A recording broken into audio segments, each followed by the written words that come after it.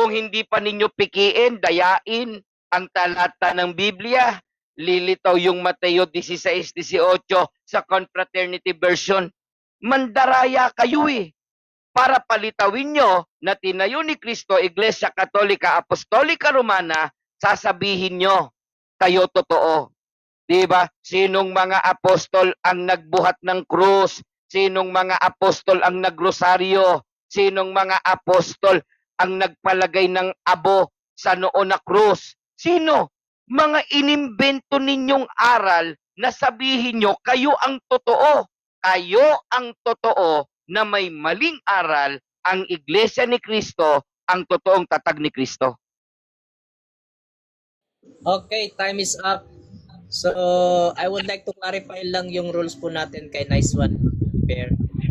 Nice One, wala po kasi tayong rules na kapag nag-rebuttal yung ano is pwede nating object kasi dito po generally bawal ako na ang susunod na maglalatag. So, yun po tayo, no? Kaya, ano lang yun kanina. Ngayon po, bibigyan natin ng panahon ng pagtatanong si Nice One sa latag ni Robin De La Rosa. 5 minutes. Tama ba? 5 minutes? 10? 10 minutes, go.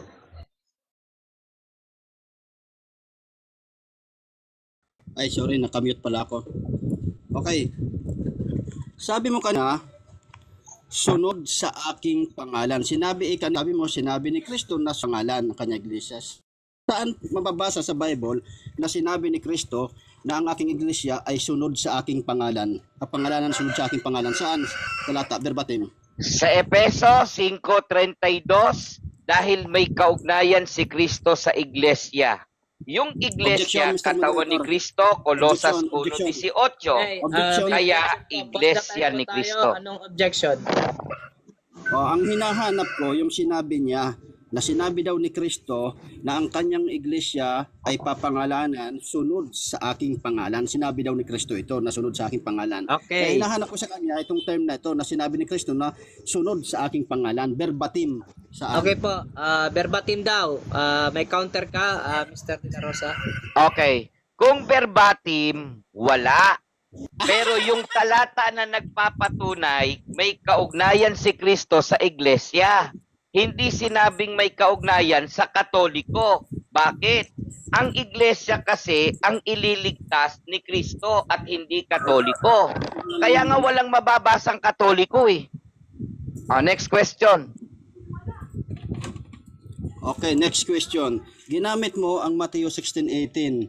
Tanong, sa Mateo 16:18 ba, sino doon ang kausap ng Panginoong Hesukristo? Si Apostol Pedro, sabi ni Kristo, sinasabi ko naman sa iyo, ikaw ay Pedro, sa ibabaw ng batong ito, itatayo ko ang aking iglesia. Si Kristo ay magtatayo sa ibabaw ng bato na sumaksi si Apostol Pedro. Okay. Ito ngayon ang tunod ko sa yung tanong, Robin. Sige. Nung sinabi ni Kristo kay Pedro na ikaw Pedro ay tatayo kong aking iglesia, mayroon bang ipinangaral si Apostol Pedro na sinabi niya na ang pangalan na itinayo ng Panginoong Kristo ay iglesia ni Kristo? Mayroon bang talata verbatim? Meron o wala? Meron po, meron. Dalawang talata. Mateo 16:18, okay. Itinayo ni Kristo ang iglesia, itinawag ng mga apostol, objection, iglesia ni Kristo. Okay, ano po objection? Objection. Ang tinatanong ko sa kanya, yung pangangaral ni Apostol Pedro. Kung ipinangaral ba ni Apostol Pedro at sinabi niya na ang itinayo ng Panginoong Hesukristo, ayon sa aming pag-uusap, na ang itinayo niyang pangalan ay ang pangalan na Iglesia ni Kristo. Mayroon bang sinabi si Apostol Pedro? Salita ni Pedro ha? Mayroon o wala? May counter ka, Mr. De La Rosa? Meron po. Meron akong counter. Aba. So, kung sinagot ko man po ang Mateo 16:18, yan din po ay pahayag ni Kristo kay Apostol Pedro. Sinagot ko po yung categorical niya. Kaya bigyan niyo po ako ng panahon na sumagot sa akin pong kasagutan. Okay po, so ruling po tayo. Dahil bumanggit naman siya ng talata niya, i-grant po natin yun, no? Sige, tuloy po yung pagsagot. Moderator, Okay. moderator. Teka lang, Apo. bro. Moderate. Na eh. Concern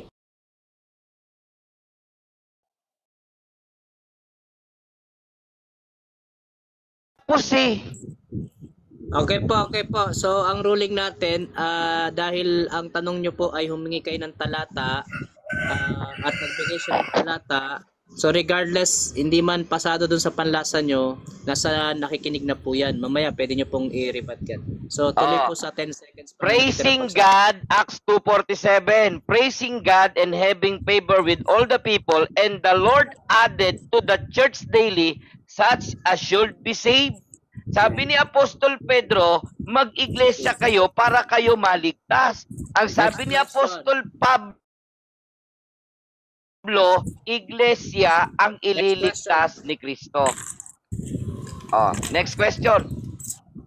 Dali-dali naman ang tanong mo. Okay, next question. Next question.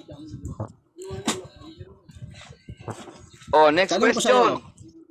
O, wag ka sasabat. Tanong ko sa'yo. Doon sa Mateo 16:18, ano ang sa Mateo 16:18, Oh, nalilito ka na sa tanong mo. Relax ka lang kasi. Inhale, exhale ka. Moderator, Ay, sorry. Mr. De La Rosa, Warning. Sorry. interruption sa pag. Sorry. Sige, tuloy po.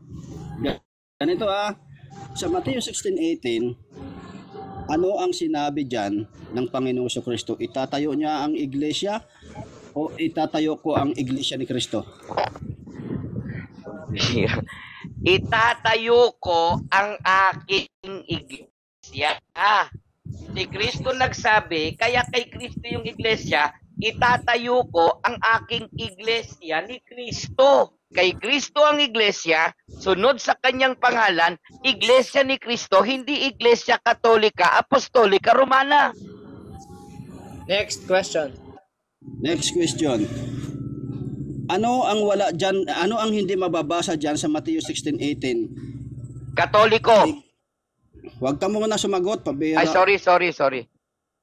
Ano ang hindi mababasa diyan sa Mateo 16:18? Iglesia ni Kristo? Yes or no? Mababasa yung iglesia na kay Kristo, Objection, pero yung katoliko objection. hindi mababasa. Objection. Ano po objection?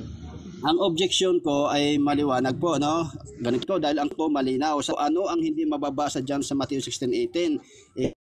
Iglesia ni Kristo, yes or no? Ang isinagot niya ay iglesia.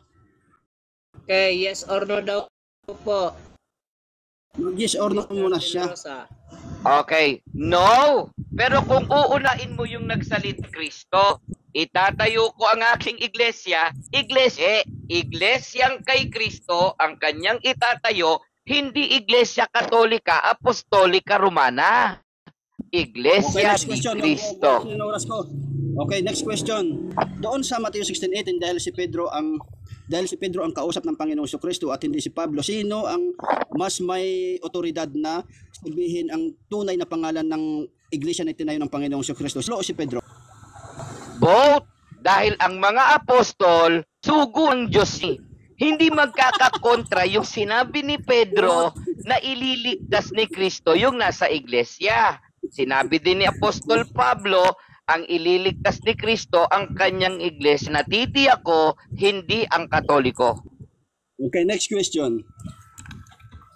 Dahil sinasabi mo na ang pangalan ang tinayo ng iglesia ng Panginoong Kristo, ang pangalan ay Iglesia ni Kristo, tanong, ano ang pangalan na ibinigay ng Diyos diyan sa Kristo na iyan? Ano ang pangalan na ibinigay ng Diyos?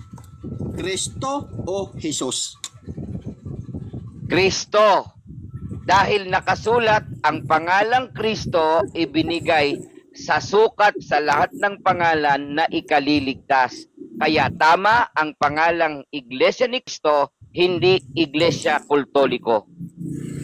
Okay.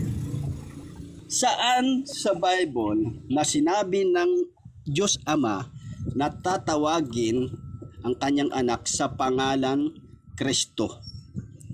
Saan?